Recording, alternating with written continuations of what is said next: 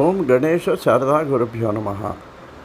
ఈరోజు ఈ పిల్లలు మన మాట వింటున్నారా, మనం పిల్లల మాట వింటున్నారా అనే శీర్షికలో మూడో భాగం కింద కొన్ని విషయాలు చెప్తున్నానండి. ఈ మూడో తరానికి వచ్చేటప్పటికి గారాబం ఎక్కువైపోయిందండి. అంటే ఏంటంటే ఈ పిల్లల్ని ఏమంటానికి వీల్లేదు.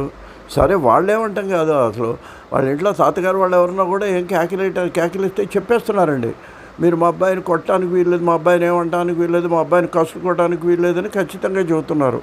అతను ఎలా పెరుగుతున్నాడు ఏమిటి అంటే, సరే బుద్ధిమంతుడైన వాడు బాగున్నవాడు పెరుగుతున్నాడు, పాడైపోయేవాడు పాడైపోతున్నాడు, వాడు కూల్ డ్రింకులు ఇస్తున్నారు, ఇంకా వాళ్ళ ఆరోగ్యం కూడా మళ్ళీ అయితే ఆసుపత్రికి తీసుకెళ్తున్నారే తప్ప, ఎన్నిసార్లు తాగితే అన్నిసార్లు కూల్ డ్రింకులు ఇవ్వటం, ఏది చిరుతిండ్లు ఏం కావాలంటే అవి కొనిపెట్టడం, ఇది మంచా చెడ్డ అనేది లేకుండా ఇవాళ క్షమించండి మీరు చాలామంది అది పిల్లల భవిష్యత్తులో ఎంత పరిణామం చూపెడుతుందనే చూడకుండా పిల్లల మాట మనం వింటున్నాం. ఎక్కడి నుంచి 3-4 ఏళ్ళ నుంచే వింటున్నాం. అది చివరికి ఏమైంది, వాళ్ళు ఏం చెప్తే అది కా అంటే కా, కే అంటే కీ జరిగే పరిస్థితి ఇవాళ మన తల్లిదండ్రులు ప్రవర్తిస్తున్నాం. ఇది మూడో తరంలో జరుగుతున్నది నేను చూస్తున్నానండి. ఇది మంచిగా చెడ్డ అనేది మీరు ఒకసారి పునరాలోచించి, అసలు పూర్వం మన వాళ్ళు దండం దశగుండమ్మ వేతని, మా మొదటి తరంలో ఇంట్లోనూ కొట్టేవాళ్ళు అల్లరి. ఎందుకని 5-6 పిల్లలు ఉండేవాళ్ళు, 10 మంది వీడే వేదం తాట ఒలిచేయండి అని మాస్టర్కి కూడా చెప్పేవాళ్ళు. రెండో తరానికి వచ్చేటప్పటికి ఇద్దరు ముగ్గురు. అప్పుడేమో కొంచెం మాస్టర్తో ఏమంటే మా అబ్బాయిని కొట్టొద్దండి, చదువు చెప్పండి పోనీ అంతవరకు పర్వాలేదు, కొంచెం భయం ఉండేదండి. అప్పుడు కొంతవరకు తల్లిదండ్రుల మాట విన్నారు, తర్వాతనేమో వాళ్ళ స్వాతంత్ర పెరుగుతుంది. ఇప్పుడు మూడో తరంలో చిన్నప్పటి నుంచి కూడా తల్లిదండ్రుల మాట వీళ్ళు వింటారు, తల్లిదండ్రులే పిల్లల మాట వింటున్నారు.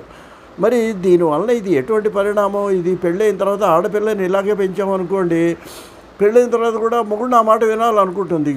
విపరీతమైన మనస్తత్వాలు ఇప్పుడు వివాహాలు అయిన తర్వాత మనం చూస్తున్నాం. అలా మగ పిల్లవాడిని ఇట్లాగే గారాబంగా పెంచుతాం. వాడేమనుకుంటాడు, మా నాన్న అమ్మే నా మాట విన్నారు, నువ్వెందుకు వినవని చెప్పి భార్యతో పేచీలు. పెళ్ళైన కొత్తల నుంచి కూడా ఈ యొక్క నియంతృత్వ ధోరణిలో ఎవరికి వాళ్ళు మా మాట వినాలనేటువంటి దాంట్లో ఎక్కడో ప్రేమాభిమానంలో ఉన్నవాళ్ళు, కొంచెం ఆలోచన విధానం ఉన్నవాళ్ళు సమన్వయం చేసుకుని సర్దుకుంటున్నారు తప్ప, చాలామందికి కలహాలు రావడానికి భార్యాభర్తలు ఇబ్బంది పడటానికి కారణం ఏమిటి అంటే మన పెంపకంలో వచ్చిన లోపమని నేటి తరం గుర్తించాలండి. వాళ్ళని క్రమశిక్షణలో పెంచండి. ఎప్పుడేది పెడితే అది వేళకి తిండి పెట్టండి. అంతేగాని వాళ్ళు అడిగినప్పుడల్లా అడిగిన చరిత్రలు వాళ్ళకి ఇవ్వద్దు. దీనివల్ల ఈ మూడో తరంలో పిల్లల్ని వాళ్ళ మాట అది ఇంకా తర్వాత ఇదే కాదు, రేపొద్దున మంచి మాటలు చెప్పినా కూడా తల్లిదండ్రుల మాట వినరు. వాళ్ళకి ఏది తోస్తే అది చేస్తుంటారు.